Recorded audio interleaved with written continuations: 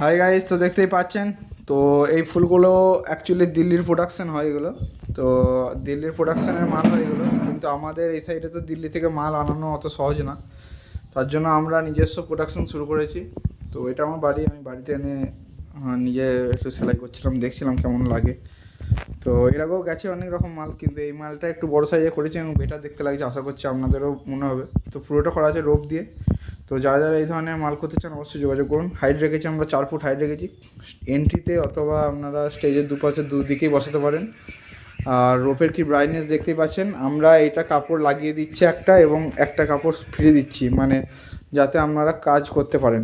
মানে ওই একটা কাপড়ে আপনাদের 4 সেট ফুল হবে।